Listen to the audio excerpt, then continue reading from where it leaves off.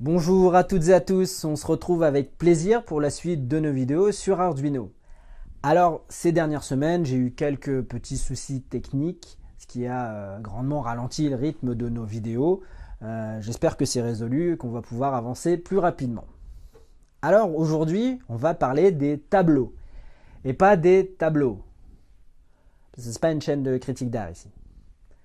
On avait vu dans nos premières vidéos qu'un programme, c'est tout simplement une série d'instructions qui vont créer des variables en mémoire et les manipuler pour obtenir le résultat qu'on souhaite.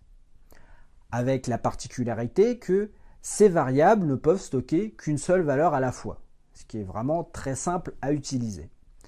Mais parfois, on est dans des situations plus compliquées et on a justement besoin d'un mécanisme un petit peu plus compliqué pour résoudre notre problème. Prenons par exemple une carte Arduino sur laquelle je vais brancher un capteur. Ce capteur va régulièrement envoyer des mesures comme une température par exemple. Et que pour mon projet, j'ai besoin de faire la moyenne de ces températures sur une certaine plage de données. Alors, s'il n'y a que 3 mesures, ce n'est pas très compliqué à faire. Je vais créer 3 variables, par exemple temp 0, temp 1, temp 2. Je vais stocker mes mesures dans ces 3 variables. Je vais en faire la somme divisée par 3 et j'aurai la moyenne de mes 3 valeurs. Donc mathématiquement, ce n'est pas très compliqué comme problème. Seulement, la difficulté, c'est si pour mon projet, j'ai besoin de 100 valeurs de température. Est-ce que vous croyez vraiment que je vais créer 100 variables partant de temp 0, temp 1, temp 2, temp 3, ainsi de suite, jusqu'à temp 99. Alors, petite parenthèse, je vous rappelle qu'en informatique, on commence à compter à partir de 0. Donc, temp 99, c'est le 100e élément. Donc, je m'arrête à 99. En tout cas, est-ce que vous voyez vraiment que je vais écrire, recopier, créer 100 variables à la main? La réponse, bien sûr, est non. Pourquoi? 3 raisons. La première, c'est que le programme va devenir très rapidement illisible et difficile à gérer, puisque je vais devoir écrire, utiliser explicitement chacune de mes variables. Pour faire ma somme, je vais devoir faire 99 additions. Deuxième raison, c'est pas très efficace, parce que si maintenant pour mon projet, je m'aperçois que je n'ai pas besoin de 100 valeurs, mais 200 valeurs, il faut que je crée à nouveau 100 variables.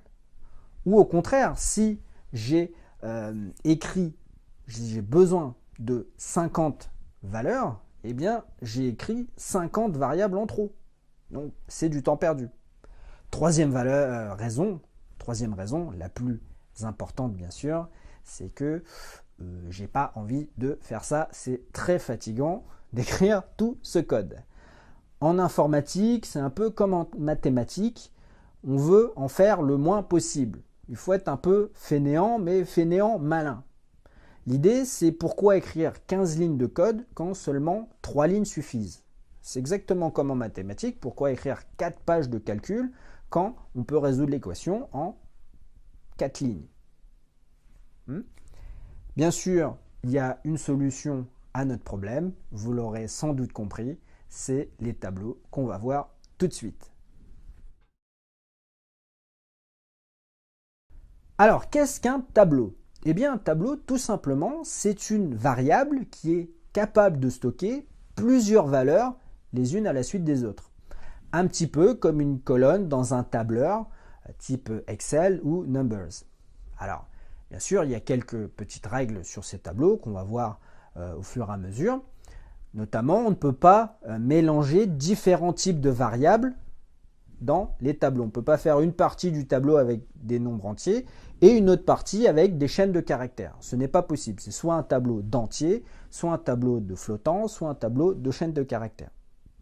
Alors, comment utiliser ces tableaux? Eh bien, c'est très simple. La syntaxe n'est pas beaucoup plus compliquée que pour une variable simple. On va d'abord définir son type. Ici, si je veux créer un tableau d'entiers, je vais utiliser le mot-clé int. Je vais lui donner un nom. Alors ici, je vais utiliser A pour être raccord avec l'exemple de la colonne Excel que je vous affiche sur le côté. Et entre crochets, je vais donner la taille maximum de mon tableau. Donc ici, 100. Et maintenant, comment j'accède aux différentes cases, aux différents éléments de mon tableau? La syntaxe est très facile. Si je veux remplir le premier élément de mon tableau, eh bien, je vais utiliser la syntaxe A, crochet, 0. Le deuxième, A, crochet, 1, et ainsi de suite. Par exemple, si je veux mettre la valeur 10 dans mon premier élément, eh bien, je vais utiliser l'instruction A de 0 égale 10. Et le programme va stocker en mémoire 10 dans le premier élément du tableau. Si je veux accéder à l'élément numéro 17, eh bien pareil, A de 17 égale 12. Je vais stocker 12 dans l'élément 12 l'élément 17 du tableau. Pareil, si je veux le dernier élément du tableau, eh bien A de 99 égale 108, peu importe. Ouais. Et ce n'est pas plus lent d'accéder aux premiers éléments du tableau qu'à la fin du tableau. Les éléments sont rangés les uns à la suite des autres en mémoire et ça n'a aucune importance, ça ne change absolument pas la rapidité si vous utilisez les premiers éléments du tableau et les derniers éléments du tableau, ça ne change absolument rien. Oui. Maintenant, si je veux lire une valeur de mon tableau, eh bien par exemple, je peux faire un serial.println A de 17 et je vais lire la valeur 12, puisque 12 était stocké dans l'élément 17. Voilà. Donc très simplement, avec ce tableau, eh bien, je vais pouvoir résoudre mon problème de température. Je vais stocker mes mesures dans le tableau. Je vais ensuite faire une boucle qui va parcourir tout mon tableau, faire la somme, diviser par 100, et j'aurai ma moyenne très facilement. Alors, vous voyez, un problème un petit peu compliqué et bien sûr, il y a une solution en programmation pour y remédier. Petite parenthèse, les chaînes de caractères, donc string, qu'on a déjà utilisées, en fait, ce sont des mini-tableaux. En fait, on ne stocke pas un mot complet, on stocke des caractères. Par exemple, si je crée une string texte égale un message, eh bien en fait, le programme crée un petit tableau dont chaque élément contient une lettre de la chaîne de caractères. Alors, il est possible aussi de créer des tableaux à 2 dimensions. Et à ce moment-là, on se retrouve avec une sorte de grille comme dans Excel ou Numbers. Alors la syntaxe n'est pas beaucoup plus compliquée. On va, par exemple, si on crée un tableau de flottant, donc float, on va l'appeler tableau 2D, et la seule différence avec un tableau simple, eh bien, c'est que je vais utiliser 2 crochets, un premier crochet avec le nombre de lignes et un deuxième crochet avec le nombre de colonnes, par exemple 3 et 3. Et ici, j'ai créé un tableau, une grille ou une matrice, comme en mathématiques, qui contient 9 éléments, donc 3 lignes et 3 colonnes. Avec ce tableau, par exemple, je peux coder un jeu de morpion, par exemple. Pour accéder aux éléments du tableau, eh bien, c'est pareil, il faut que je repère d'abord la ligne, par exemple 0, et la colonne 2, et j'accède à cet élément du tableau. Ouais. Donc on s'en sert vraiment comme un tableau simple, sauf qu'il faut le deuxième indice pour se repérer sur le tableau. L'intérêt, c'est que maintenant, si je ne veux plus coder simplement un jeu de morpion, mais un jeu d'échecs, donc qui contient 64 cases, 8 par 8, il suffit tout simplement que je change la taille de mon tableau et en un clin d'œil, directement, le programme va me créer automatiquement ces 64 cases. Donc vraiment, la puissance des tableaux sont vraiment au cœur de l'informatique aujourd'hui, vraiment dans tous les programmes que vous pouvez rencontrer, vous êtes susceptible d'utiliser des tableaux, c'est vraiment quelque chose de très puissant. Tout de suite, on va aller voir sur le simulateur comment on peut mettre en œuvre ces tableaux, en tirer parti et vraiment utiliser leur puissance au maximum. Voilà, à tout de suite sur le simulateur. Voilà, nous nous retrouvons donc sur le simulateur. De mon côté, eh bien, j'ai déjà préparé une nouvelle simulation. J'ai gardé que la carte Arduino.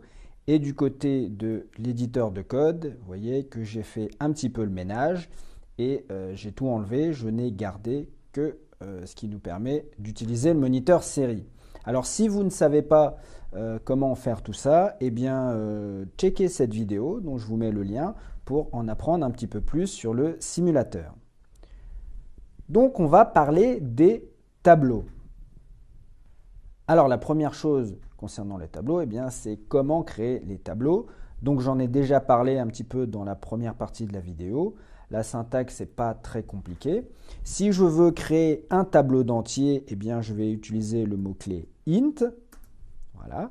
Ensuite, je vais donner un nom à ce tableau. Alors, c'est exactement les mêmes conventions que pour les variables. On peut mettre à peu près ce qu'on veut. La seule restriction, c'est qu'on ne peut pas utiliser de chiffres comme premier symbole, comme première lettre de notre nom. D'accord ? Après, vous pouvez mettre ce que vous voulez, mais surtout pas de chiffres. Voilà, je lui ai donné un nom et j'ajoute 2 crochets pour dire que c'est un tableau. Et entre ces crochets, eh bien, je vais donner la taille maximum de mon tableau. Alors ici, je vais mettre 3. Un petit nombre, c'est fait exprès pour que ça aille plus vite dans mes explications. Et point virgule. Et voilà, on a créé notre premier tableau. Alors si je veux faire un tableau de nombres à virgule, de nombres réels, de nombres flottants, eh bien c'est exactement la même chose. Je peux mettre la taille que je veux. Bien sûr, il faut que ça soit un entier positif. Voilà. Si je veux faire un tableau de caractères, eh bien c'est pareil. Il suffit de changer le mot-clé au début de la syntaxe de création. Et donc, ici, je vais l'appeler def, comme ça, et je peux lui donner la taille que je veux. Donc, je peux créer un petit tableau dans lequel je vais pouvoir stocker des petits messages de texte. Voilà. Donc ça, c'est pour la partie création. Vous voyez, rien de bien compliqué. Maintenant, si je veux entrer des données dans mon tableau d'entier, eh bien pareil, très simplement, je vais utiliser le nom du tableau, crochet, et entre ces crochets, je vais donner l'indice de l'élément auquel je veux accéder. Donc par exemple, si c'est le premier élément, eh bien je vais mettre 0. Je le répète encore et encore. En informatique, on commence à compter à partir de 0, donc le premier élément, c'est 0. Et maintenant, si je veux ranger la valeur 12 dans le premier élément de mon tableau, eh bien tout simplement, j'utilise l'opérateur d'affectation égale et je vais rentrer ma valeur. Je peux faire exactement la même chose pour mes 2 autres éléments de tableau. Voilà, et ça y est, j'ai fini de remplir mon tableau d'entier. Bien sûr, je peux faire exactement la même chose avec mon tableau de flottant, sauf que cette fois-ci, eh bien, j'ai le droit de mettre des nombres à virgule. De la même façon, maintenant, si je veux lire le contenu de mon tableau, eh bien, on peut faire un affichage avec la fonction println. Et pour accéder à l'élément du tableau qui m'intéresse, c'est la même syntaxe. Le nom du tableau, crochet, et l'indice de l'élément auquel je souhaite accéder. Ici, tape point virgule. Et je peux lancer le moniteur série ici et démarrer la simulation. Et comme vous pouvez le constater, eh bien, le programme affiche bien la valeur 12 que j'ai rentrée comme premier élément de mon tableau d'entier. Voilà, et bien sûr, je peux venir changer les valeurs ici.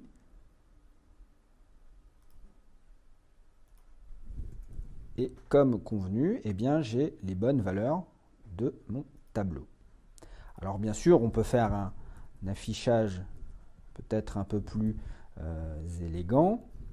Donc entier de 2 contient, n'oubliez pas un petit espace à la fin pour aérer le texte, sinon tout serait collé.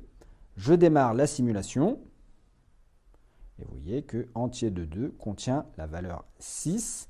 Est-ce que c'est vrai? Oui, c'est la ligne qu'on a mis ici. Si je change maintenant et je mets n'importe quoi, 6756, eh bien c'est parti, lançons la simulation. Et vous voyez que c'est pas beaucoup plus compliqué que ça d'utiliser un tableau.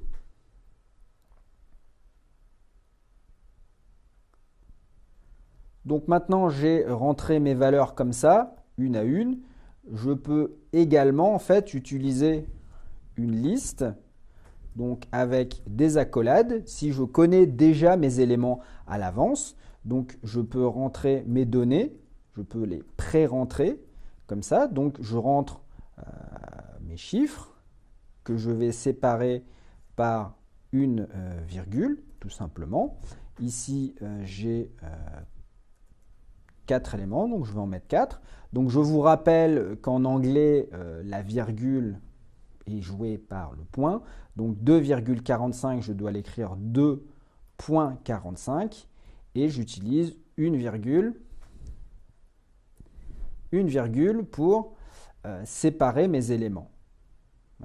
Et maintenant, si je viens ici, je vais copier ce texte et je vais remplacer entier par flottant, ici aussi. Maintenant, je relance le simulateur. Vous voyez donc que vous avez une certaine souplesse. Vous pouvez, alors ici, je vais me décaler. Flottant de 2 contient 52,30. 30, pardon, eh bien c'est vrai. Ici, on a l'élément 0, 1 et 2. Ici, donc 0, 1, 2, 3. L'élément d'indice 2, c'est 52,30. Flottant de 2 contient 52,30. Je comprends que c'est un petit peu déroutant ce décalage au début d'indice en commençant par 0, mais on s'y fait très vite. Ne vous inquiétez pas. Donc on a une certaine souplesse, on peut soit rentrer les données de cette façon, élément par élément, ou au contraire, si on les connaît déjà à l'avance, au moment d'écrire le programme, on peut utiliser cette syntaxe. C'est au choix, suivant les cas que vous allez rencontrer. Maintenant, l'intérêt des tableaux, c'est que je peux très simplement changer la taille de mon tableau. Au lieu d'avoir 3 éléments, eh bien, je peux en mettre 100. Et en 2 appuis sur mon clavier, eh bien, j'ai instantanément changé la taille de mon tableau. Oui. Et l'idée, c'est que je ne vais pas taper moi-même toutes ces instructions pour remplir le tableau. L'idée, c'est que je vais combiner ça avec une boucle qu'on a vue dans une précédente vidéo. Et vraiment, la force, vous allez voir, la force des boucles combinées avec les tableaux. En 2 lignes, je vais pouvoir remplir mon tableau d'entier avec la valeur 0, par exemple. Alors, rappel sur les boucles. Par exemple, je vais utiliser une boucle for, qui ici est très bien à propos, puisque je sais à l'avance le nombre d'itérations dont j'ai besoin. Ici, c'est 100. Donc, quand je connais le nombre d'itérations, on va plutôt aller vers une boucle for. Donc, syntaxe for, parenthèse, ouvrante et fermante, pardon. Et puis, je vais me créer un indice, une variable indice que je fais commencer à 0. Et je veux qu'indice parcourt tout mon tableau. Donc, je vais tester si indice est plus petit que 100, plus petit que la taille de mon tableau. Et puis ensuite, eh bien, ma condition d'incrémentation de mon indice, tout simplement, eh bien, je fais indice plus plus comme ça. Je le répète encore, c'est équivalent à la syntaxe indice égale indice plus 1. Je vais laisser comme ça aujourd'hui, mais prochainement, je remplacerai par indice plus plus. Et donc, accolade ouvrante ici, accolade fermante, et je vais mettre les instructions que je vais vouloir répéter dans ma boucle. Et ici, par exemple, si je veux remplir mon tableau d'entier de la valeur 0, eh bien je vais faire entier, crochet, égale 0. Et ici, je ne vais pas mettre un nombre, 1 ou 2 ou 3, je vais mettre directement indice. Oui, on peut utiliser des variables comme indice d'éléments de table. Et ce qui va se passer, en fait, eh bien, tout simplement, c'est que partant de 0, le programme va remplacer indice par sa valeur successive dans la boucle et va automatiquement, grâce à cette écriture, va automatiquement mettre 0 dans tous les éléments de mon tableau.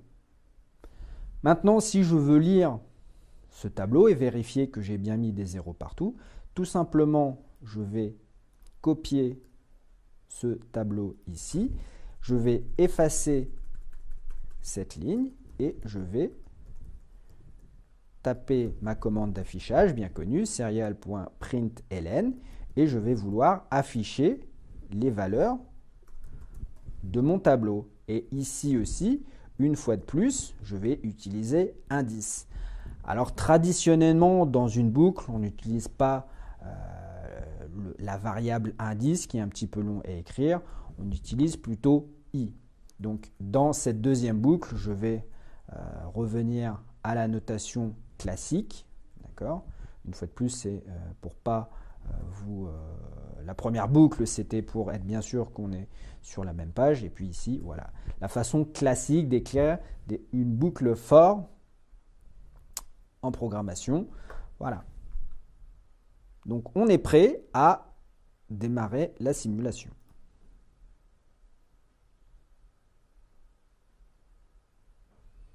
Et donc vous voyez effectivement que nous avons 100 zéros ici.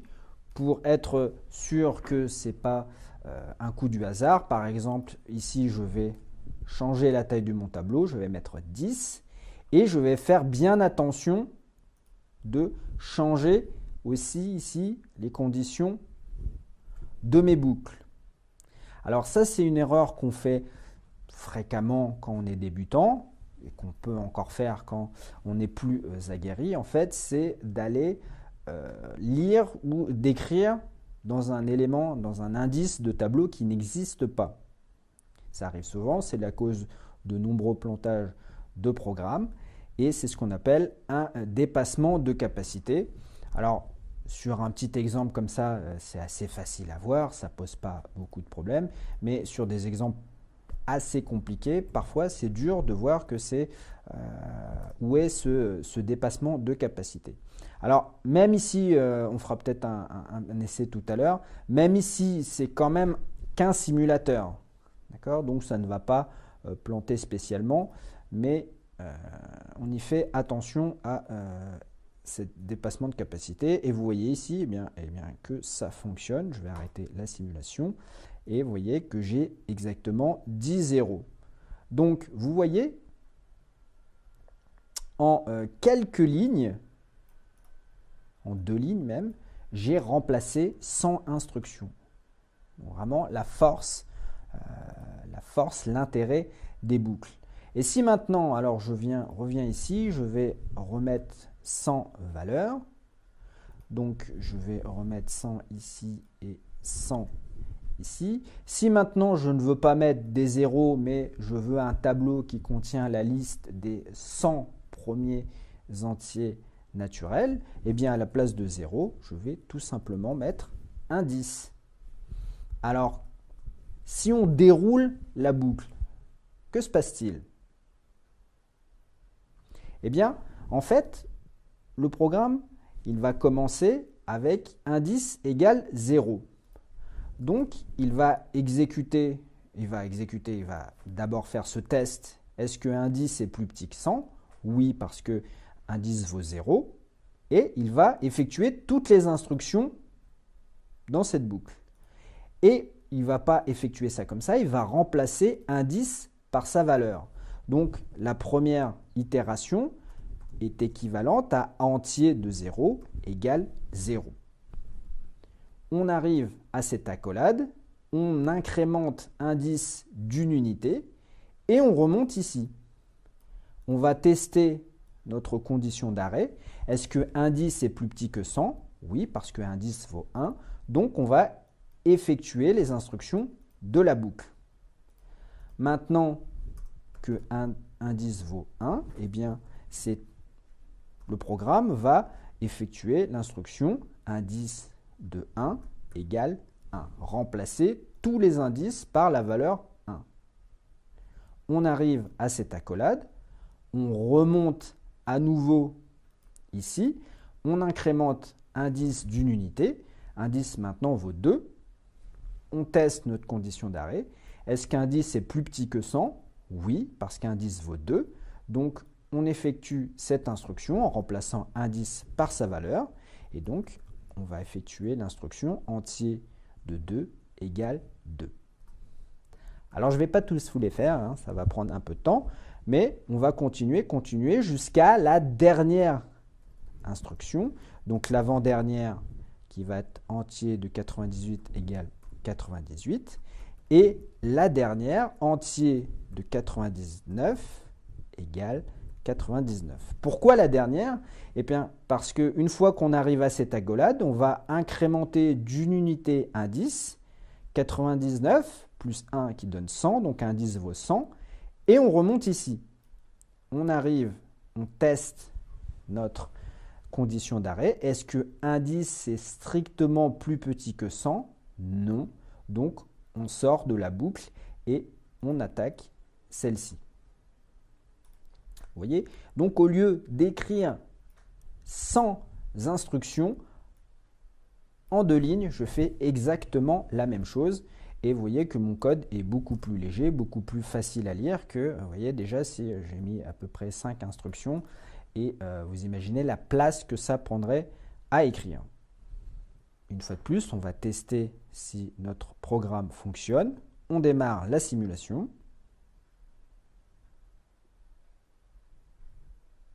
Et vous voyez que j'ai effectivement écrit un tableau qui contient la liste des 100 premiers entiers naturels. Alors maintenant, je vais vous montrer ce que j'expliquais un petit peu plus tôt concernant le dépassement de capacité, c'est-à-dire quand on va lire ou écrire un élément du tableau qui n'existe pas. Là, je vais faire exprès de faire une erreur dans ma boucle for et je vais aller trop loin dans mon tableau.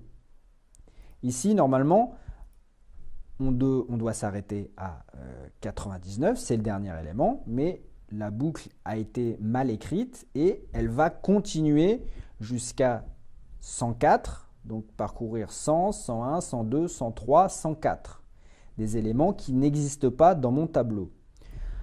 Dans un vrai programme, dans une vraie carte Arduino, ça poserait problème, ça ferait planter la machine. Ici, c'est un simulateur, donc je vais démarrer la simulation. Ça ne va pas planter, mais vous allez voir un comportement un petit peu particulier. Vous voyez ici, donc j'arrête la simulation, vous voyez ici qu'après 99, eh bien, j'affiche des valeurs fantaisistes qui viennent de nulle part, en fait. Hein.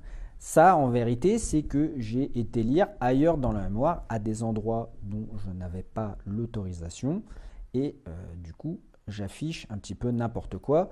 Donc voilà, j'insiste pas plus, mais c'est une erreur classique.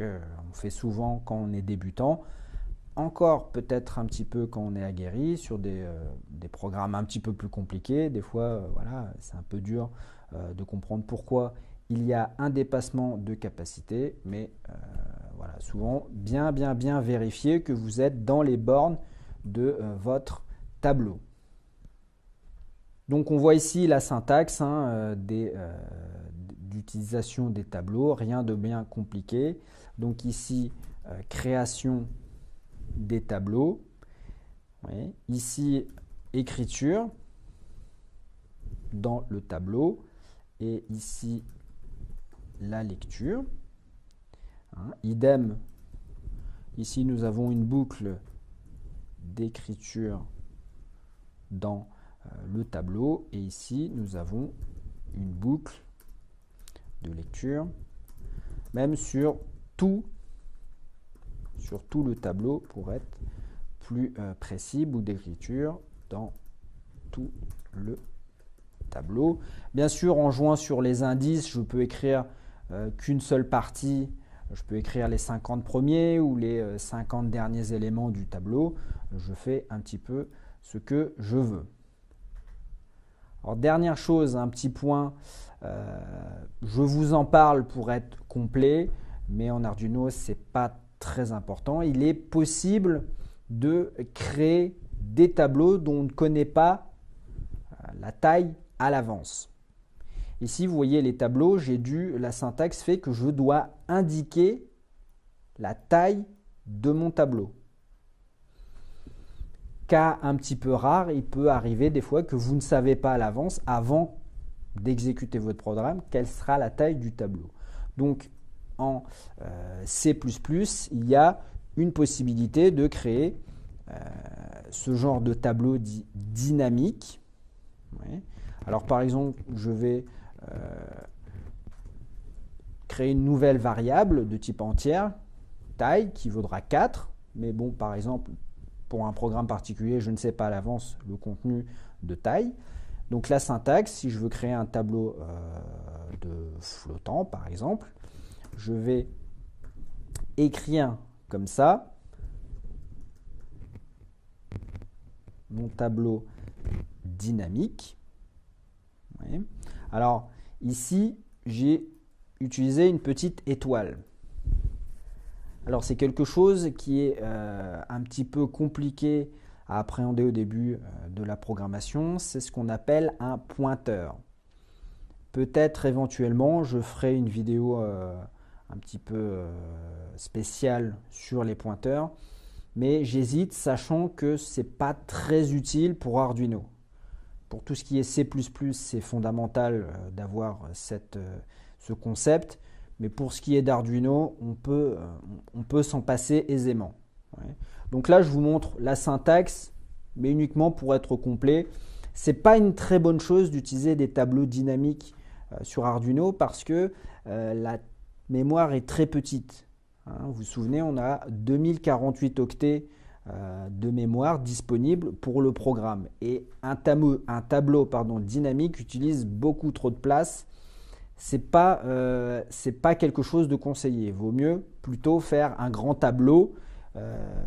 Voilà, disons peut-être si vous avez besoin de 5 valeurs, faites un tableau fixe, statique, donc avec 10 valeurs. Laissez-vous peut-être un peu de marge, mais n'utilisez pas dans la mesure du possible les tableaux dynamiques. Je vous montre juste ici la syntaxe.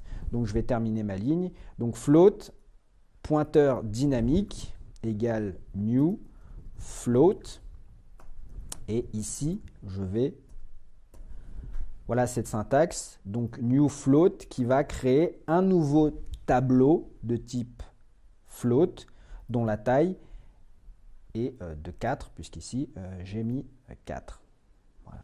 Donc pour vous montrer que le tableau fonctionne, je vais venir ici, je vais copier ce code là, je vais remplacer ici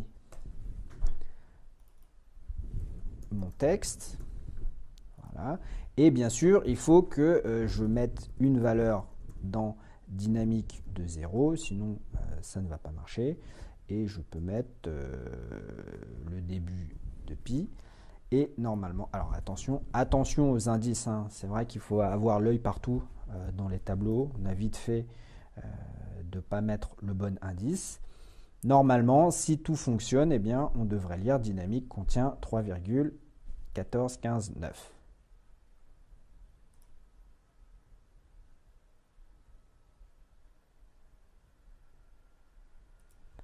Alors, on l'a vu passer, c'est vrai, assez rapidement. Est-ce que je le vois ici?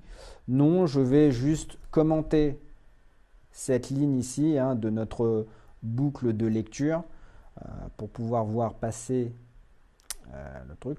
Ou peut-être encore mieux, non, on ne va pas faire ça, on va juste copier, couper même cette partie-là et la mettre à la fin ici. Et je lance la simulation.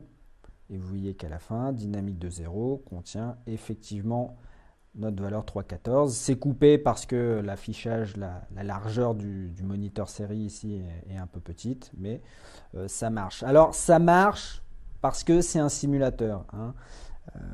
Mais voilà, sur une vraie Arduino, évitez d'utiliser ce genre de tableau dynamique. C'est vraiment pas du tout efficace. Voilà donc pour la syntaxe de base concernant les tableaux. Je vous propose de vous arrêter là et dans la deuxième partie, dans la prochaine vidéo, on va réaliser concrètement l'exemple dont je vous parle depuis le début, c'est-à-dire le capteur de température relié à la carte Arduino.